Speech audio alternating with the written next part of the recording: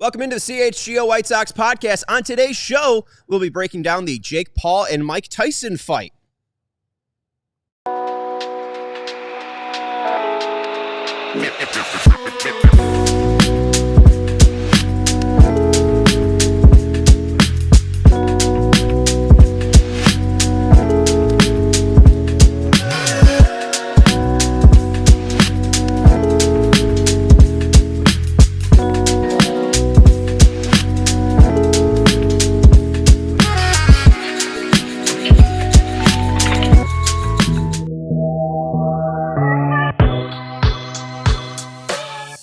Welcome into the CHGO White Sox podcast, coming to you live from Studio A of our CHGO offices here in the West Loop of Chicago. I'm your host, Sean Anderson. Alongside me, the full CHGO White Sox crew. That is Vinnie Duber, our CHGO White Sox beat writer. You could read his work at allchgo.com. Or rip it right out of the ground, whatever you want.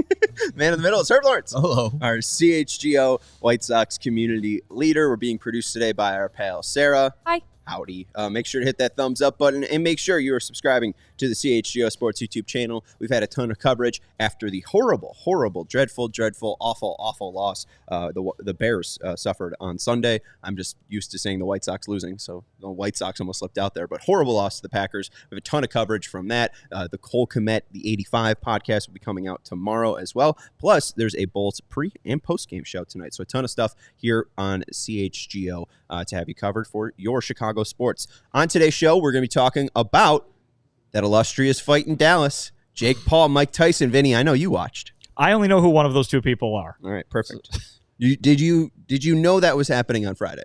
I mean, I saw people tweeting about it and stuff, but it's like celebrity boxing that they used to do back in the 90s, right, Herb? Yeah, pretty much. It was that, right? Yeah. It was like celebrity deathmatch, but right. Like if it was just not deathmatch, but if it was somebody, tame. But if it was somebody who was only a celebrity to a certain segment of the population, Exactly. Mike Tyson, I know his fights were a long time ago, but he's still got some fame to him. He's the one that I know. Yeah, he's the one I know. I don't know the other person. Oh, you don't know Jake Paul? Yeah. Have you ever had Prime? Thank Jesus. Amazon Prime? Sure. Yeah. All right. Anyways, we're not going to talk about that fight today. We're going to be talking about the reports. This is not official. Do not take this the wrong way. This is not confirmed. We're theorizing about what Austin Slater would look like because multiple reports, John Heyman being one of them, the White Sox have signed Austin Slater, former Oriole, Red, and Giant, to a major league contract. This isn't done. The 40-man is about to be set for Rule 5 protection. The Rule 5 draft is going to happen in December, but tomorrow is the deadline. So this isn't really confirmed yet. This isn't official. Austin Slater's not on the 40-man, but reportedly, Austin Slater's a White Sox. What do we make of this? Yeah, I mean, listen, it's the exact kind of move they kind of told us they were going to make, right? I mean, this is a guy coming off of an admittedly really bad year after having some good years a few seasons back. I believe 2021, 22, pretty good. He had some really good numbers actually, but those have kind of dropped off since. And then last year really dropped off. He was on 3 different teams last year. He was traded twice in July alone, but really good career numbers against lefty pitchers. So you can look at this kind of as a platoon bat for right field if that's the way they want to go with it. If they want to send him out there every day. He doesn't fare quite as well against right-handed pitchers, but you'll get the good stuff about left-handed pitchers. But yeah, this is not an exciting move for the fan base. Nobody really should be excited about this besides Austin Slater, probably. I'm sure he's happy to have a job. But low cost, taking a really low-risk flyer on a guy who maybe they can trade at the trade deadline. That is the MO. It was the MO last offseason. It's going to be the MO again this offseason. Here's a guy who, has had something cooking before. They're hoping that they can find it. Remember, we hear a lot about that on the pitching side, right? That's what Brian Bannister preaches. That's why they brought in Chris Flexen. That's why they got Michael Soroka in that bummer trade last winter. Here's the same thing going on the hitting side, and Ryan Fuller, who coincidentally enough was one of Slater's hitting coaches in Baltimore for a brief while last season, who's the new director of hitting, said last week that that's what they were going to be looking to do, find some bounce-back candidates. They're hoping they can find one in Austin Slater, but this is not something, as one of our commenters say, is going to really move the needle. Yeah, and I looked at the signing initially. I was like, I've heard of this guy mostly from his Giants days. And so I was like, all right, fine. The White Sox got a guy. But the more I researched the guy, the more I'm like, all right, this is a nice, solid, actual move for a fourth outfielder for the White Sox. The guy, as Vinny said, hits left-handers in his career. I think his weighted runs created plus in his career is 121 versus left-handers. So he can, sting the ball versus the lefties and have a platoon situation. I'm thinking if the White Sox are going to go into next year with Dominic Fletcher as the starting left fielder or the starting right fielder, they would have a guy like Austin Slater be the counterpart there, because you don't want to give that guy, Dominic Fletcher, all the lit bats, especially versus lefties. And he's a guy that doesn't swing outside the zone. So he is exactly what Ryan Fuller is talking about. He's a guy that controls the plate, knows where the strike zone is.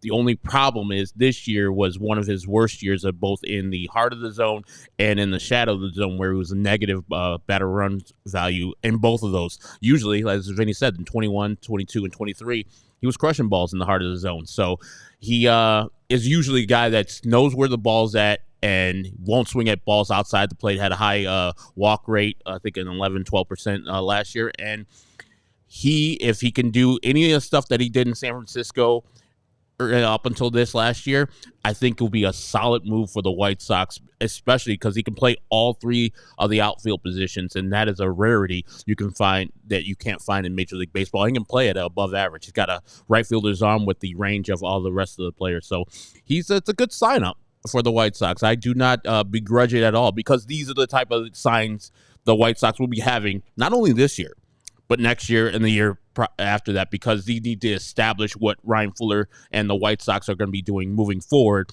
And the superstar signings maybe eventually will happen 5, 6, 7, 10 years from now. But these are the signings you got to get used to, White Sox fans. They're not going to knock your socks off. They're just going to be solid Major League veterans that can play baseball.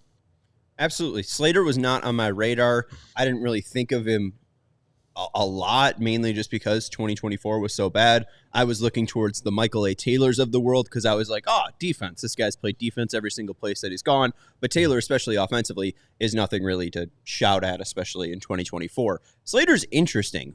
Slater from 2021 to 2023 dominated four-seam fastballs, was an above average run value against that pitch. As a right-handed batter, there were 205 qualified right-handed batters that saw 1,000 fastballs over those 3 years. Austin Slater ranks 50th in batter run value. Our guy Beefloaf has thrown out the idea of Miguel Sano being a person that Ryan Fuller can fix. Miguel Sano and Austin Slater have the same batting run value against fastballs as each other. Not a ton of pop, but also he's played in a very difficult San Francisco to play in, and then you go to Baltimore when maybe you do find your swing, and then you go into a cavernous park that now they're moving in left field. So this could be a really good park for him to come to. I think it's a nice Paul DeJong-esque signing. It's nothing that is going to get me to be overly excited about the 2025 White Sox, but it was a better signing than signing Michael A. Taylor. And that's what I will always take, is if Chris Getz knows more baseball than I do. Because, again, we saw how Andrew Benintendi played out. We know how the several fits I've had on this podcast about Rick Hahn signing Andrew Benintendi. I'm very glad it's an Austin Slater move and not a guy that I would have been repulsed by and have been repulsed by. So good on Chris Getz for signing somebody that wasn't on my radar. And it will be interesting to see what Ryan Fuller can do with Slater. How much do you guys think the concussion that he suffered in May probably played into this? He wasn't really good in April, so maybe not much because he wasn't concussed, but then he gets concussed in May 10th, 2024. And then he has about a month with San Francisco, then goes to Cincinnati, then goes to Baltimore. It seems similar to Paul DeJong, playing with the Giants, playing with the Cardinals, playing with Toronto. How will, especially signing in November and kind of giving Slater a full 4 months to prepare what he's coming into, benefit that player? I mean, I think that comparison is dead on. I mean, I think that's exactly what this is a Paul DeJong type signing. And I think the White Sox are hopeful that they can replicate what they did with Paul DeJong, because while I don't think anybody's, rushing to the top of the prospect list to find who they got for Paul DeJong from the Royals, they got something. Mm-hmm. They paid Paul DeJong a very, very small amount of money, relatively speaking, for a Major League Baseball player and a Major League veteran at that, right?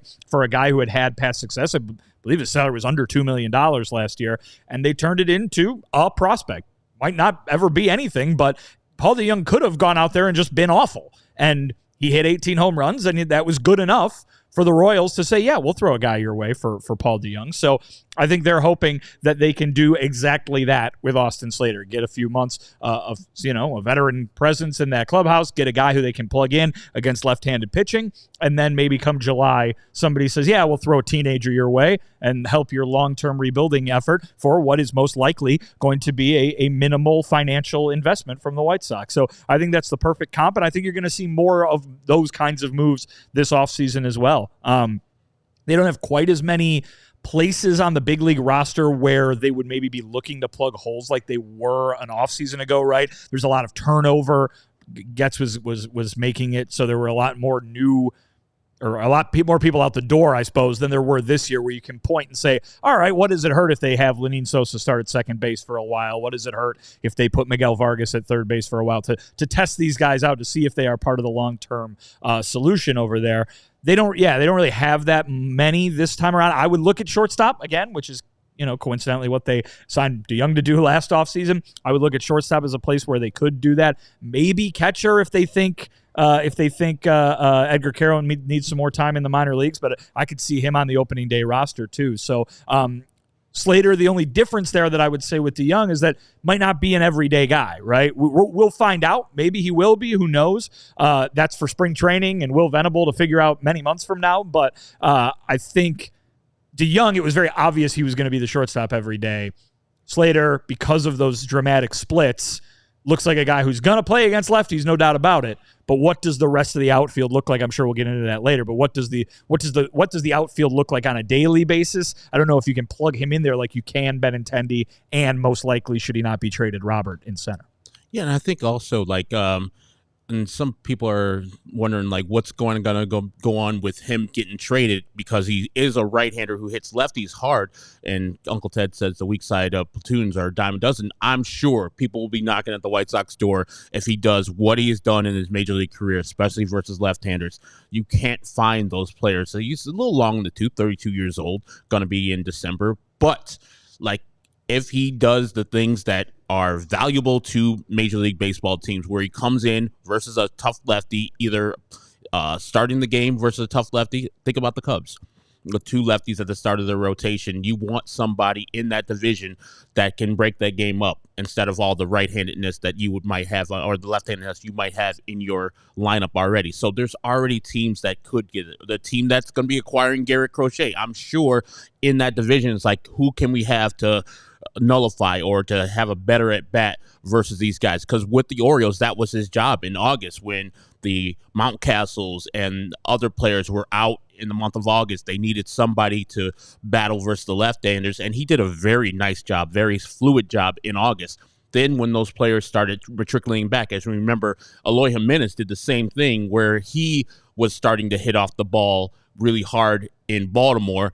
And then when all the rest of the players came back, he started to get, benched, and then eventually got sent down to AAA. And that's the same thing that happened to Slater. He lost a little bit more playing time and didn't get as much of the rhythm that he had. He was really bad down the stretch for the Baltimore Orioles. But I'm sure some team in a division where lefties are plentiful on the either pitching or starting pitching or the relievers, he'll be finding a spot, and the White Sox will find that lottery ticket, that young player that they covet, and signing him probably less than $2 million is probably very valuable for the White Sox in their juncture they're in right now. And at least to talk about the platoon splits for Slater, 2024 was a bad year for him. 188 against left-handers, 310 on base percentage, and a 231 slugging percentage. Ugh. Yay.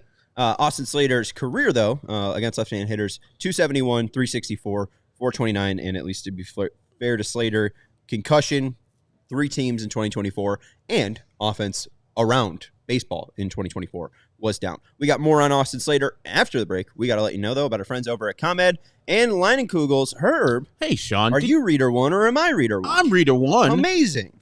Did you know that ComEd can help businesses save money by becoming more energy efficient? I did not know that about ComEd, specifically. About ComEd, because it's a ComEd read. I did not know that about ComEd. That's good. Now I can tell you. Because, the energy efficiency program can help find up to 35% in energy savings. Do they go through a drawer? Do they find these savings in like a drawer? How do businesses find all these 30? Did you say 35% energy? Up to 35%. How do they find this? Well, you know what they can do? Just sign up for a free facility assessment at ComEd.com/biz. And businesses haven't signed. Not all businesses have signed up for this. I mean, if I knew about this and I owned a business, I'd sign up for this. I would too. Maybe those businesses that didn't know about this don't know the website, Sean. So maybe you could alert these businesses about the website. I have horrible ADHD. I get it. I'm always trying to think of things. I've been trying to open up a new checking account for 3 months, and I just keep forgetting about it. So here it is. ComEd.com/biz. ComEd.com/biz. ComEd.com/biz. ComEd.com/biz. That should do it, Sean. And I think they got it, hopefully. Terms and conditions apply. Offers are subject to change. Actual savings will vary by the customer's energy usage and rate. The ComEd Energy Efficiency Program is funded in compliance with state law. Are you through? Yeah, I'm good. Okay. Guys, weather's getting colder outside. I don't like that. I'm a summertime guy. I like the summer. I like baseball, obviously.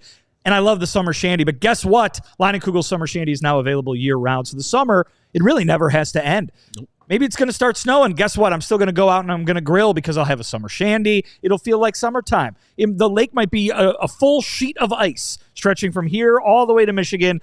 Too bad. It's summer in my mind because I'll go and have a nice picnic with a summer shandy. It'll be fantastic. But guess what? Some folks, they're not like me. They welcome the cold weather.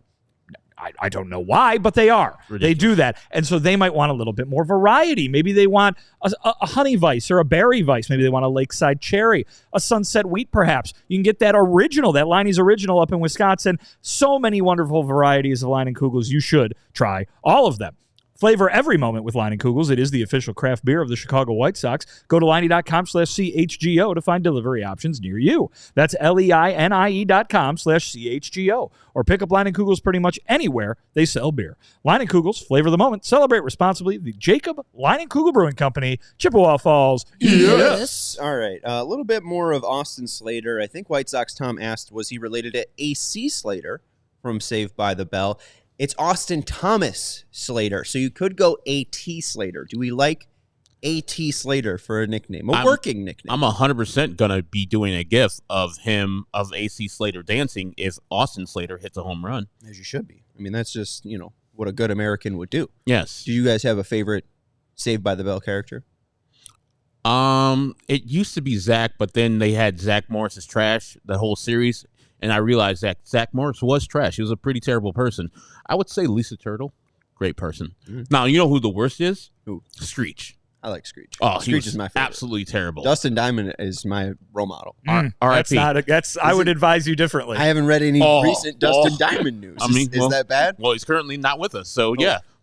He wasn't a great person. But yeah, the actual character Screech, terrible. Always button in, thinking that Lisa was his property. Yeah.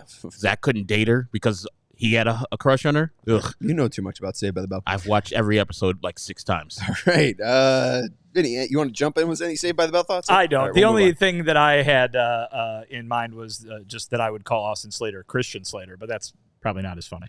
Do you know who that is, Sean? I know who Christian Slater is. He wasn't a part of the Brat Pack, right? No. Same he was time. Adjacent. Yeah, same time. Like, he's probably closer to the Coreys. Yes. The Haim and the Feldman. All right. Austin, A.C. Slater, A.T. Slater, Christian Slater, from April 24th, July 27th, 2023, 33 games, 333 batting average. That did not. A 412 batting on base percentage and a 440 slugging percentage. That's pretty good. But on July 7th, he was hit by a pitch. Oh, no, that's not good. And then after that game, from July 8th to the end of the year, Slater had a line of 227, 303, 337. After that year, he got a bone spur removed from his right elbow. He went through under arthroscopic surgery to remove a bone spur from the back of his right elbow. Oof. Do you think it's possible, A, that him being hit by a pitch on July 7th caused this downturn of A.C. Slater? And 2, is this, again, as you said, is this kind of all of the combinations of picking up a guy when he's at his lowest in the Brian Bannister effect? Again, bone spur removed in 2023, concussion in 2024, 3 separate teams. I don't know if there's anything that jumps off the page for Slater. You mentioned like he's kind of average. That's what even the prospects write-up said that he was, is average, but average is pretty good for the White Sox. I mean, I would go ahead and look at some of the pitchers they brought in last offseason, right? Using that kind of idea of looking for a bounce-back candidate. Chris Flexen, right? He had to go to he went to Korea. He had some meh years out pitching out west, right? Michael Soroka, they get in the Aaron Bummer trade. They bring him in after the same kind of multiple Achilles tears that Jake Berger went through, right? So he's trying to work his way back to the major leagues after doing that. And then to a lesser degree, because he had so much success in Korea, but Eric Fetty, I think, fits a similar mold. He's a guy who had to go overseas after a pretty underwhelming tenure as a major league pitcher, turn things around. And so, yeah, he's got the success, but they're going to use that. The White Sox, are going to use that as that strategy working, right? Because he comes over here and has what I think all of us assumed was an all-star caliber first half with the White Sox, even if he didn't end up on the all-star team. So they're going to try to apply that on the hitting side under Ryan Fuller. And what a surprise that Ryan Fuller goes out looking for people to bring in that fit that mold, that fit those criteria. And it's a guy that he had in Baltimore just a few months ago. So there's a lot there that I think is something that you could see repeated. Maybe not even just this offseason, but as time goes on over and over again. I keep bringing up, remember, they brought in Tommy Pham after the season started last year. Mm-hmm. So maybe there's somebody sitting around in April who didn't get a major league deal, and they're like, all right, let's do that with this guy. He's in a downturn in his career right now. Give him a minor league deal, bring him to Charlotte, and see what happens here. And Fuller's insight is going to be a big guiding part of that. So I think not only is Austin Slater make sense for the White Sox because of what they're doing, but you could really view him as kind of a template for what they might do moving forward to this offseason and even into the future. Not knowing much about Austin Slater except for the stuff I researched today, just offhand, just seeing like he really isn't a starter in his major league career. He had a couple stints in San Francisco in 21 and 22 where he was getting serious time. And you're talking about that injury that he had to take the bone spurs out of his right elbow. I think it just anecdotally, he's like a 25th, 26th man on a roster usually. And so things like that, he doesn't want to, put himself on the IL for too long. So he gets forgotten about and he goes back to the minor leagues and he's doing that whole lifestyle for the rest of his career. He wants to show up. We always talk about availability being the best ability, and this guy seems like a gamer. Like I see these people in the chat always talk about Moncada having to be 100%er, this guy have to be 100%er. Seems like Austin Slater's not 100%er. He's like, hey man, I'm hurt a little bit. I'm going to have surgery after the season, but I'm going to grind through these at-bats because I can at least give him a quality at-bat, and I could also use my glove to give you value no matter what. Those are the type of players that you need on your team if you are competing for a championship. Now, the White Sox won't be doing that, but this is a person that probably will set the standard of this is how we get prepared for games. This is how Ryan Fuller in Baltimore got us prepared for games. And so he can, as I said last year, be one of those lieutenants underneath Ryan Fuller, he's not that much younger than, and tell the young players on the White Sox, hey, if you want to be a major leaguer, this is how I got to be a major leaguer and stayed in the league with marginal talent. And that's how the White Sox are going to have to survive the next couple of years and just have that filter throughout the organization. And then eventually, when you get good players, they understand that's the White Sox way. Yeah, you have a little injury. Going on the IL, it's not the move today. Can you give us 80% of what you have? Cool, we'll take that. And if it is good enough for us to, get by with you doing that, that'll be great. But if it's not, go on the IL and we'll have you rehab and get yourself together. Just anecdotally, that's what I think probably the Austin Slaters of the world did, just getting his body ready. So in this true platoon system, I think his body will be much better because he's not counted on to give them 150 games a year. And hey, if we can get 8 to 10 bombs from him, I think that'd be a healthy sign. A lot. Six players for the White Sox had 10 home runs last year. They wouldn't be that much. I mean, he's now playing in a friendlier ballpark. I know last year he had, 2 home runs? That's not great on the entire year. But 2023, he had 5 Year before he had 7. Year before that he had 12. I don't know. Maybe only 89 games in 2023. We'll see. Hey, maybe I'm wrong. The one thing I do like about Slater, you mentioned it, lack of chase. The Seager stat that measures how much you're swinging at pitches in the zone compared to pitches outside of the zone. How much are you often swinging at pitches you should be rather than swinging at pitches you shouldn't be. From 2021 to 2023, here's a Seager number: 9.4, 18.4, 14.5, 9.4 would have been the, like 7th worst on the White Sox, but the 14 number and the 18 number, that would have been 4th, just above Luis Robert Jr., the 14 number, and the 18th would have been 2nd or 3rd, just behind Miguel Vargas and Eloy Jimenez, which I know probably doesn't sound great because both those guys were bad hitters. All right, cool. Slater, money-wise, someone asked, do we know the details of this contract? 1 year, 2 year? I'm assuming it's going to be a 1-year deal, similar to the DeYoung contract. I have $1.5 million. We can say $1.75 million if we want to, but I would assume this is a 1-year deal for Slater. No terms. This is hypothetical. We're just theorizing, but I'm assuming to see a 1-year deal for Slater. Would make sense with kind of, like I said, what their MO is going to be this offseason. Yeah, definitely. Sign and flip guys usually don't get multi-year deals. No. Unless you're Eric Fetty. Fringe guys who are bouncing back from concussions really don't get the fact that he signed so quickly too is he probably got a nice deal that he probably didn't think he would get, but also the fact that Ryan Fuller, a guy that he's familiar with this year, is probably also why he signed quickly. Yeah, and I mean that's a thing too. We saw a lot of movement so far from the Angels. Is this also the White Sox kind of responding to the Angels' move so far? They get Kyle Hendricks, they get Travis d'Arnaud. I mean, the Angels are picking everyone from the dollar discount, and it feels like the White Sox got there 30 minutes behind the Angels, and now they're like, oh, we got to get Austin Slater. Like, should we see more moves now that we've seen the Angels be aggressive? You're smirking so much, Vinny. I'm not sure the Angels picking up a bunch of guys that nobody else wants is something that's going to set the market, but I suppose we'll see. d'Arnaud got $12 million. To they got Kevin Newman. We've been talking about Kevin Newman on this show. Yeah, we did. I knew when I saw that, I was like, Sean's going to be crestfallen that Kevin Newman's not coming to the White Sox. I don't really care. I mean, who's the Kevin Newman of shortstops? I mean, that's what we're Kevin probably Newman. looking for. Isn't he a shortstop? Kevin Newman's who's the Kevin Newman of shortstop? Who's the Austin Slater of shortstops? My bad. Is it just Paul DeYoung? Is it Nicky Lopez? No, it's my guy. It's my guy, Iglesias. Jose Iglesias, 36-year-old Jose Iglesias? 30, yeah. Why are you looking to sign Jose Iglesias? Just a solid player, a solid defensive player, and then this year actually put bat to ball. Yeah, because he was on the Mets, being like I don't know. He played a lot. I don't see. He played way too much, and he still was good. All right, we'll see. But Herb just wants them to have all 3 players who are in that trade. Oh my God! Yeah, exactly. I want to go back to the Avi trade.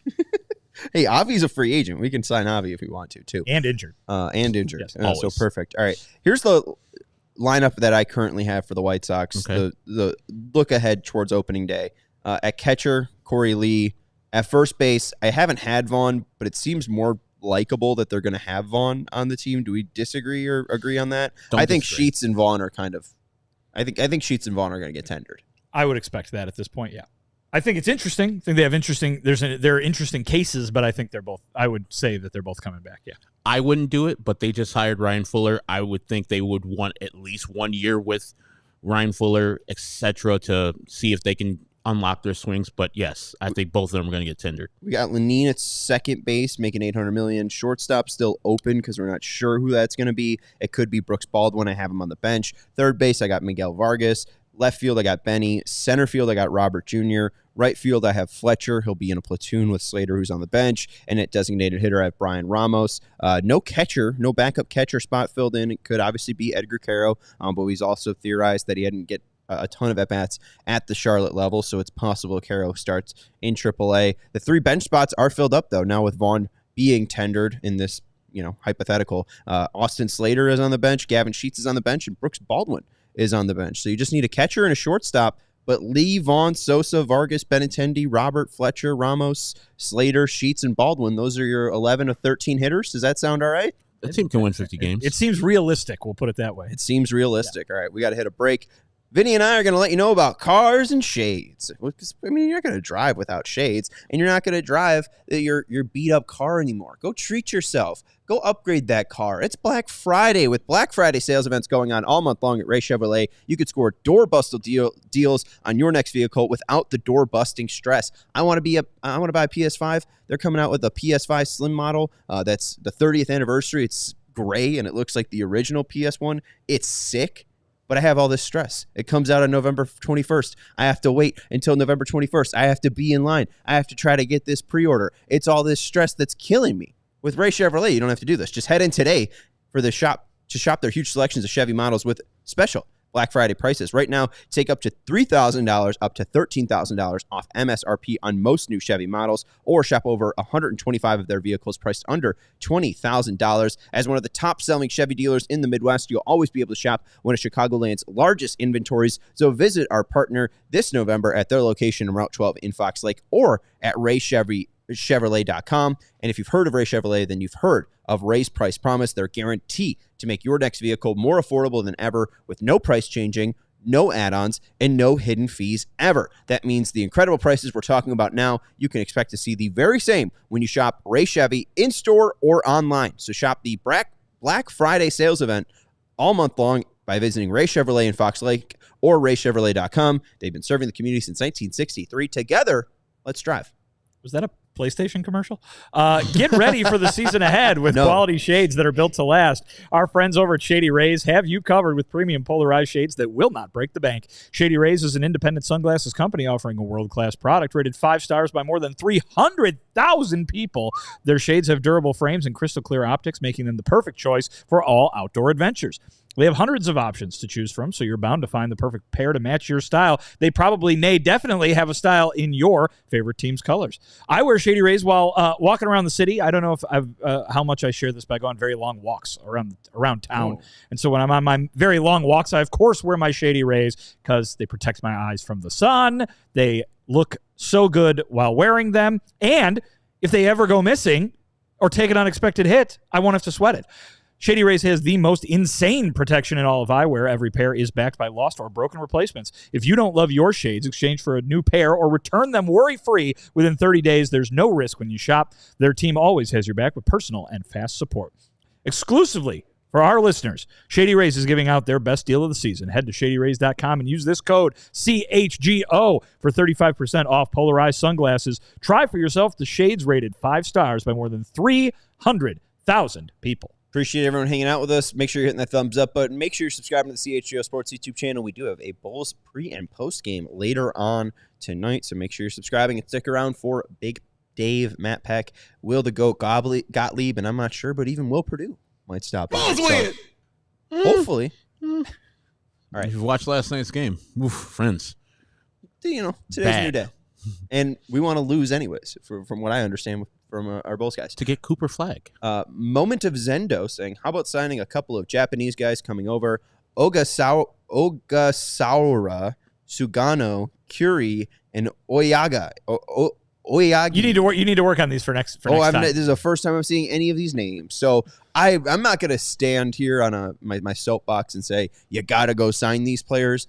We just haven't seen the White Sox be that involved in Asian markets before. It would be interesting, and I'm all for it. Let's expand our horizons, and let's see if they can go get some of these Japanese free agents that will be posted. But I don't know. It doesn't seem like it's typical of them. Well, I'll say this. I think that obviously each individual player is their own case, right? We've talked about the one pitcher who's coming over who obviously is going to be on those Ohtani rules where he's being treated like an international amateur free agent, a guy who's not going to command a lot of money, who will be under contract for a long time. Something like that fits the White Sox plan. That being said, there's also the financial part of it too, where are they in the position to go out and spend to plug holes on the Major League roster right now?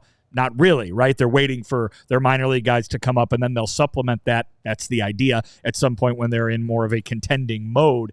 So I think the promising news for this is that we've got commenters listing 4, 5, 6 players coming over from Japan every offseason. That speaks to the growing number of players that are coming from that country that the White Sox, maybe when they are in a little bit different of a position 2-3 years down the line, will perhaps have more talent to choose from in those off seasons, even if they aren't playing in, that end of the pool in this offseason. Well, one reason why the White Sox more than likely won't be signing any of those players, firstly, they're not in that position to sign players, and those players, if they're that good, won't be inexpensive. Secondly, I don't think the White Sox really have that outreach to the Japanese culture yet. Of course, as Fred puts, Shingo Takatsu, Tadahito Oguchi, and then Kosuke Fukudome. Those are the only 3 Japanese players that I think have played for the White Sox in their history. Now, like I said before on episodes, if we're going to be doing Japanese players, let's go for the number 1, Sasaki out there, and he won't cost the White Sox too much money. Of course, he'll be bidded on by every team in Major League Baseball and probably won't sign for the White Sox. But no, I'm not opposed to it, but the White Sox just fired their international signing guy or scout and hired a whole new scouting system. And through that, I hope they have some inroads to Japan, because we can see that Japan, Korea, other places than just Cuba have great Major League Baseball talent out there, and the White Sox have been pretty much, focused on Cuban players, Dominican players, a couple of Venezuelan players, but they need to expand their reach across the world, because you're going to lose out on the players. And especially, I've been talking about this too, you can have your reach also with money-wise if you have one of these Japanese players, as you see with the games that the Dodgers and the Angels had with those advertisements. And going back to Japan, it's like, oh, yeah, when I grow up, I want to be a White Sox player, like some Cuban players probably thought when they saw Jose Abreu or Luis Robert. It's like, I want to be a White Sox because that's familiar to me. That's the team that my Cuban star works for, that my Cuban star plays for. They look good. I want to play for them. At least 2 of those 4 players. Sugano is 35, and he's a pitcher, so I just don't think that fits the White Sox timeline, so we'll write him off. Ayogai, and again, I'm sorry for butchering all these names. He's 30, and again, he's a pitcher as well. I don't know if there's anything that draws me to this profile as well, just being 5'11 and 175. There's also R.N. Curry. He's 33 years old, also a pitcher, 6'1", 202. He seems to be more of a starter as well. And then there's also Ogasawara, and he is 27. So maybe him. Nothing really sticks out about his profile, 5'11", 183. I don't think the White Sox will be that active when it comes to that market, but we will see. There was a poll that Sarah posted. Are you happy with outfielder Austin Slater signing with the White Sox? Reportedly. 7% no, 37% yes, 55% meh out of 27 votes. It's about right. It's a meh signing. I'm actually I'm surprised that yes is so high, to be quite honest. 7% no. Yeah. It's only 27% people. So we got, some optimistic people. Hit that thumbs up button if you're so optimistic. But yeah, we got people who, it's a happy day. All aboard the Slater bandwagon. What's it called? Herbie Sunshine out? Yeah, it is Patrick Nolan. P. Knowles put, there's no reason to be sad or mad about this. It's not going to cost the White Sox a lot of money. You know the deal going into the offseason. It's not moving the needle, but also it's, as I always say, it can't hurt, might help. And their point is to sign and then immediately trade him when he has any value. That is the White Sox MO for the next foreseeable future. So get used to this. Sit in this place. If you're going to be a White Sox fan, get used to these type of signings for years to come. Absolutely. I mean, this is what it's going to be. Right. I mean, unless they start getting competitive. I mean, if they have a kind of jump or a surprise, maybe there's going to be something there. But I mean, this is about, where this is this is where we feel comfortable swimming. Yeah. The whole thing is the White Sox talent wise at their major league system is at the bottom of the rung, and their developmental is at the bottom of the rung, and they don't have good coaching as of right now. So you need to both, or all three, you need to coach well. And then once that coaching is implemented, you need to have good players that, move the needle a little bit more.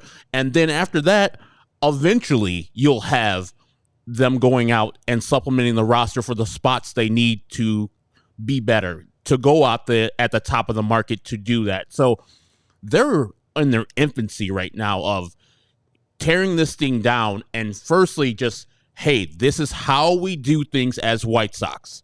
That's going to take years for everybody to first buy in and for it to actually go through these players' minds, like where there's not a second thought. Then you're going to have actual better players on the talent side to be good. And then eventually it might be 10 years from now when the White Sox are like, okay, we're ready to go. Because this is a long-term thing. I don't think people quite grasp that. It's going to be really long for the White Sox to be good at baseball again. I mean, they were 10's the a little worst. long. I'm telling you, you better buckle in for 10 years. I mean, I'll take that bet. What do you mean? Like the next time they'll have a winning record is 10 years? The next time that they're competitive and winning divisions. So the next time I would think that Chris Getz would hope that it goes a little quicker than that. I don't know. 10 years is a long time. It's a long time, but they're at the bottom. Like I don't think we understand. They're at the bottom right now of the league by far. And they have to rehaul all that stuff. I know we got disillusioned with how quick the Rick Hahn, Kenny Williams rebuild happened, but I think they had more talent to give away at that time, and the pitchers they gave away, and those trades worked so well. But also, you need to continue doing all the stuff below the surface, as they were talking about, the things that are non-tangible, the things that you can't see at home, not the wins and losses, just the hiring of Ryan Fuller, the hiring of Brian Bannister.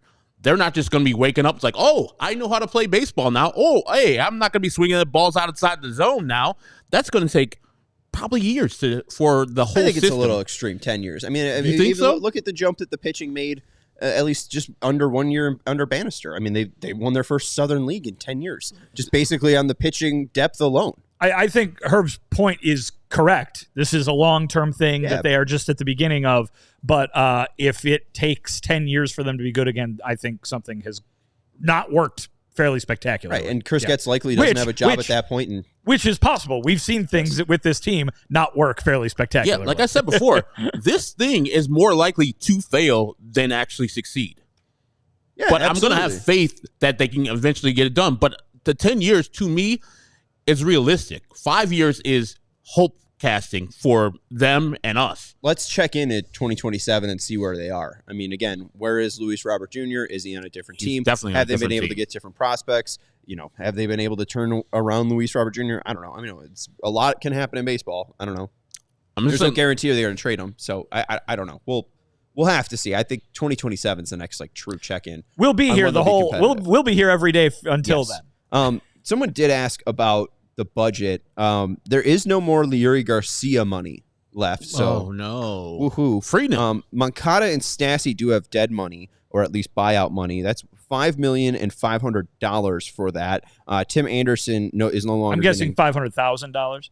I'm guessing Max Stassi's buyout was $5,500,000. I'm guessing Max Stassi's buyout was not $500. No, it was not $500. Tim Anderson's dead money is gone. Liam Hendriks' dead money is still around, 1.5 for that. Clevenger is no longer getting paid, and then Abreu has $100 million of deferred money. So $100 million? Wow. Nope, just a million. Oh, I was about to say, goodness gracious. So the buyout bad. Dead money is at $8 million. And then with the current current roster that I have 1, 2, 3, 4 open spots, and the payroll's at $64 million. So if you fill out one of those bullpen spots with a league's minimum salary, that's $800K, probably puts you at $65 million. You're against Chris Flexen, but if you sign Chris Flexen for like 2.25, that probably gets you at like 67. So then they have, about 12 to 13 million if you're thinking they're going to spend $85 million on this team to fill out shortstop and the backup catcher. You think they're giving but I'm two guys $12 million? No, probably not. No way. Do they spend more than $73 million? We'll see. As a total? Yeah, right now they're at 64. So do they spend $8 million more on 4 roster spots? And you've included the pickup of Andrew Vaughn. Yes, this is including Vaughn. So they could even free up $6 million with that. Yes. Because they're going to need to. Shortstop, how much is Jose Iglesias? You love Jose Iglesias. How much is Jose Iglesias? $3 million. More than Paul DeYoung. Hey, Jose Iglesias has been a better hitter against as a right-hander against lefties than Austin Slater. And now he's got, OMG. This might be a very hefty signing. 3 WAR for Jose Iglesias. I'm telling you, man. I don't know. I don't know if he's going to be $2 million. That might be too hefty for the White Sox. So, anyways, we'll see how it all plays out. Who's the shortstop for the White Sox? Who's the catcher or backup catcher? Who's that starting fifth starting pitcher? And then who is coming out of the bullpen as well? Yeah, I think all of those positions will be signed. I think Catcher and shortstop, at least. I think they'll sign another starter. Oh, Even though they don't right. necessarily need to, I think they will sign another starter, and they'll bring in a few people to pitch in the bullpen like they always do. They already have brought in a guy in a minor league deal, but I think they're all going to be very low cost. But I don't think any major league deals, at least for the bullpen, unless they like really, really like a guy. But even then, that's like 1.5 mil. Yeah. I don't like it when they're competing to sign bullpen arms for big time money. So, yeah, I wouldn't like it if they were to sign any type of bullpen person for any type of major league deal. They did last year. They did 2. With Justin Anderson? No, he was a minor league guy. Abreu and Tim Hill, who obviously they cut both of those guys. But, I mean, the idea was to turn them into something at the trade deadline. So you could see something like that happen again. Neither of those guys were very pricey in either regard. So I could see something like that happening again, just to give yourself a little bit more certainty or something toward the back end there, so you're not just throwing guys out there to get rocked every night. I could see that happening. I don't know if they spent $5.5 million on a player. We'll see. I think that's going to be the most interesting part of this offseason. On a single coming player. Up here. On a single player. Yeah, like I think you're did. probably right. Yeah. Grubby Pig and Friends asking, did Austin Slater really deserve a full show? Does Austin Slater really deserve a show dedicated to him now being here? He's the 4th or 5th outfielder on a 100-loss team. Yeah. We talked about it for 45 minutes. So they made it 100. You we'll just be here on your own question. Tuesday through Friday. It's a 100-loss do you have any other White team. Sox topics at Grubby Pig and Friends? Yeah, it's a 100-loss team. What do you expect? Mercy. Yes. And also our guy Uncle Appreciate Ted you saying, watching, but damn. There's literally nothing worth $80 million on the White Sox. My God. But he's also trying to sell Andrew Benintendi to the Padres for Tamar Johnson. Let me know when the Pirates pick up on that, because I think that's going to be a far-fetched deal. But anyways. Yeah, the Padres don't have money. They're going to be Pirates. The Pirates. Yeah, they don't either. Yeah, they don't have money either. Like, they're going to pick up a $15 million contract to send you one of their best prospects? No. Good luck. Yeah. All right, let's get into some news and notes. First off, White Sox legend Jose Abreu has found his swing in the Puerto Rican Winter League. 4 home runs, 10 RBIs. It is insane what this man is doing. 26 at-bats, 7 hits, 1 double, 4 homers. He has a .269 batting average, a .310 on-base percentage, and a .769 slugging percentage. Jose Abreu went to some doctor and got a regenerative shot in his back, and apparently it's 2020 all over again. He's playing Kyle Hendricks at Wrigley Field, and it's all coming back to him now. Wants a gig. Wants to keep He might playing. get one. And he's hitting. I got to be honest. If he takes a minor league contract with an invite to spring training, he'll get one. Why not, right? He got $60 million from the Astros. Sure, and that is proven to not be the Still best getting paid, investment. too. But yeah, Right. No, but like what was the original contract for the White Sox? Do you remember the original total? when they signed him out of Cuba? Yeah, in 2014. All right. Anyways, like, and he's got probably over $100 million. Like, I don't think it's money that he really wants in this. Like, I think he could be accepting of a minor league deal. If he doesn't want this to be his taste of going out. We saw Albert Pujols late in his career bounce back. Some team needs a DH.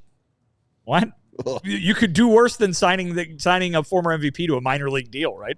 Hey, I mean, it worked out for the A's with Frank Thomas. Is this a major league deal. Oh, was it? Oh, yeah, right. is this what happens with Jose Abreu? He goes to Oakland. Is there any team you can? No see one's him? going to Oakland. Oh, right. Going to Sacramento. Is anyone going to pick up Jose Abreu even on a minor league deal? Is there anyone you could picture him in a different uniform in with her? 100% a minor league deal. I think somebody will look at this Puerto Rican League stats and say, oh, maybe he's back. But no, I don't think any of the 30 teams in Major League Baseball will say, oh, 38-year-old first baseman, firstly, is going to be our guy we're going to depend on. We're going to have, send a minor league deal if he accepts it and he comes to spring training healthy and good. Yeah, he'll make somebody's team. He's made $150 million in his career, by the way. Let's Fish. Go. Fish. I could see the Fish signing him. Oh, I thought you meant the band. He lives down there in Miami. Yeah. No, I don't think the band Fish is going to add Jose Abreu. I don't think, but they have a lot of people in their band. He did once say that he was going to sing the national anthem before he retired. What? And then he left the White Sox and never did it. I can see him back in a White Sox uniform now, just with that. Just for that tidbit alone. Right. Yeah, right? One-day contract. Maybe when he retires his jersey, they'll have him sing the national anthem. And you think it's going to happen? Huh. He's going to get his jersey retired? I think so. Oh, yeah. I mean, sure. he deserves it. Yeah. That's past the point, but will he? Yeah. I mean, he is one of the few MVPs that they've had in their he's one of the 4 or 5 best hitters in team history, isn't he? He is. Yeah, I would be surprised that if he wouldn't be. And I got to say something controversial. He's better first baseman than Paul Konerko was a first baseman at the White Sox. Defensively. All together. What are you judging that on? Hitting, fielding, being a better overall player than Paul Konerko. Are you looking at WAR? Just if you're drafting a team, this is who you would want. Yeah, Frank Thomas is way ahead of everybody. And then if I had to choose between Jose Abreu's White Sox career or Paul Konerko's White Sox career, I know people, he won a World Series. I'm talking about the player, just the players. Jose Abreu was a better White Sox player than Paul Konerko was a White Sox player.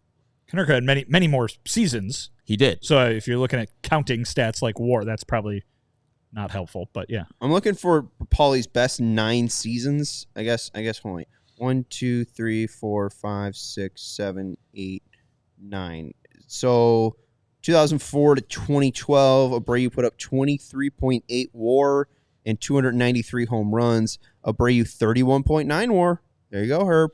And 243 homers, but Abreu had the better slash line. Paulie 285, 369, 516. Abreu 292, 354, 506. I just think people I love Paul, and he will forever be that guy who caught the last out in the 2005 World Series, and I think that's what people think. But if you just study their actual White Sox careers, Abreu was the better player at first base. One guy was an MVP and one guy wasn't. Even though some people contend Jose Ramirez should be that player. All right, there is. I think peak. I think you're right. Abreu was better at his peak, but I don't know. Konerko is a better White Sox, better career. But again, that's just because one played from 1999 to 2014.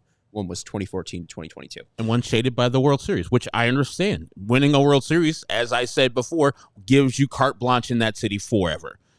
Paul Konerko will not pay for a drink until he dies in Chicago. I would hope Jose Abreu doesn't either. Jose Abreu is a legend anyway. So, just celebrate them all. All right.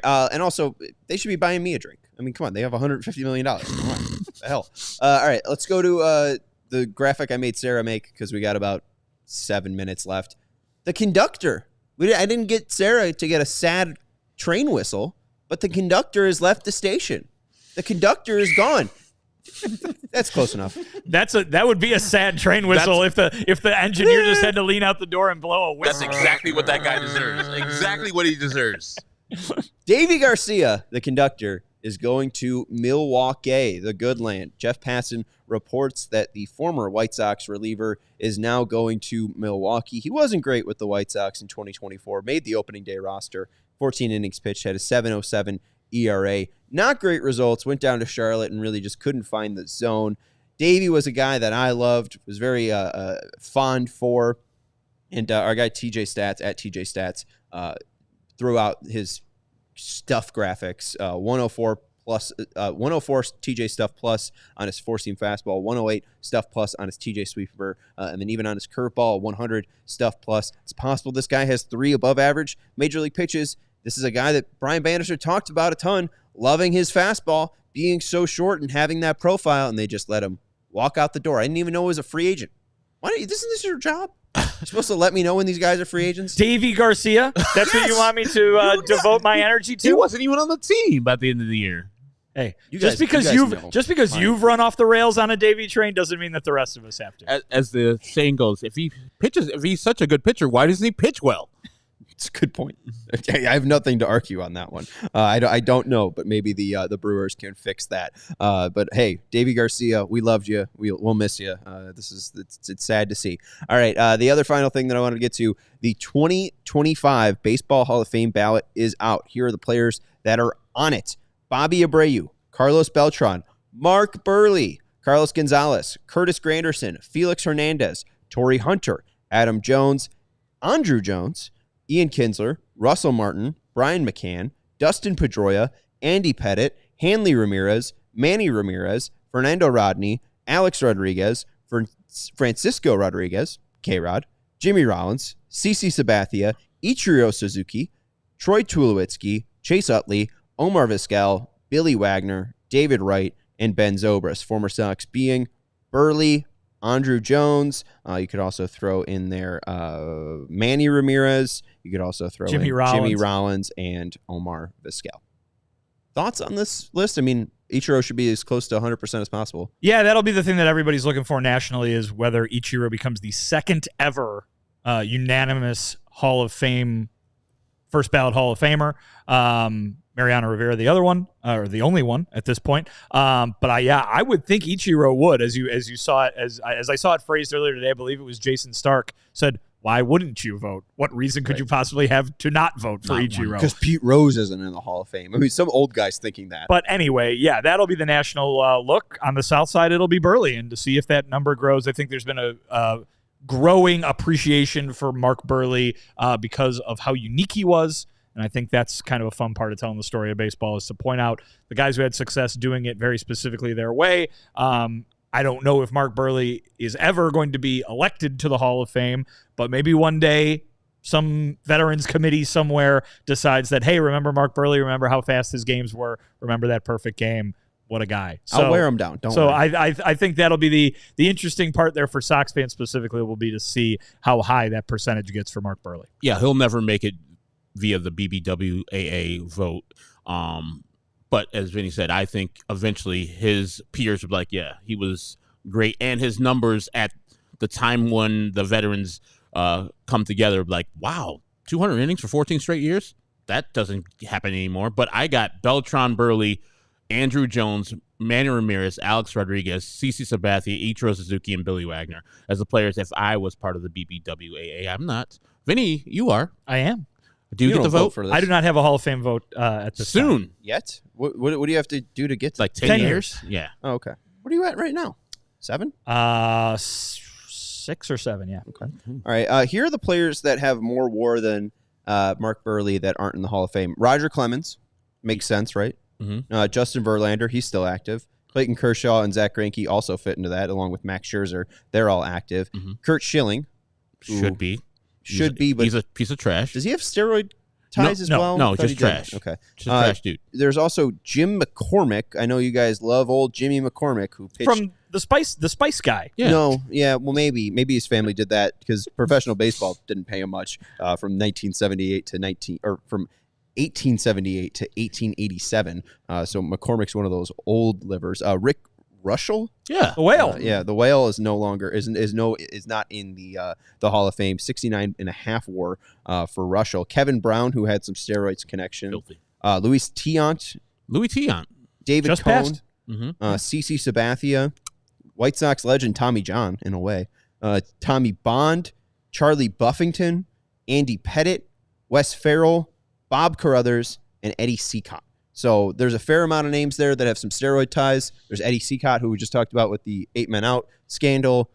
There's some older guys that played even pre-Major League Baseball, 1901. But the fair amount of guys that are above him either should be in the Hall of Fame, like David Cohn, are active or still listed as active, like Scherzer, Verlander, Kershaw, even Sabathia, that will get in. Yep.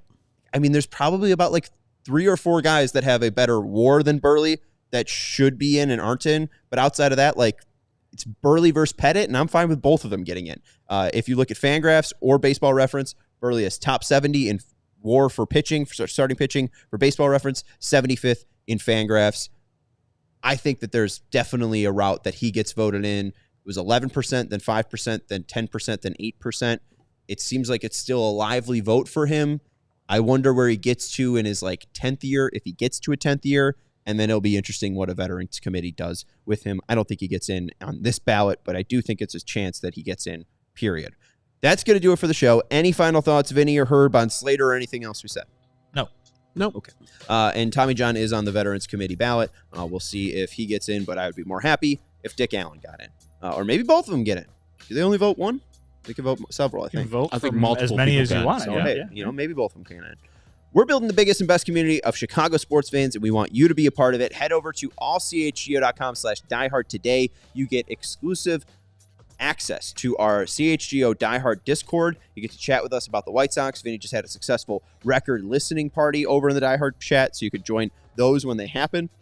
You could also read Vinny's work at allchgo.com and all of the work that's available at allchgo.com. He has a piece up about Austin Slater that you can access if you are a diehard, and you get exclusive discounts to events and merch. You get a free shirt when you sign up as well. So all that fun over at allchgo.com/diehard. For Vinnie Duber, for Herb Lawrence, I'm Sean Anderson. Thank you to Sarah for producing the show. Hit the thumbs up button. Subscribe to the CHGO Sports YouTube channel. We got Bulls pre and post coming up soon. We'll see you tomorrow at 4 p.m. Goodbye. We all silly like the mayor.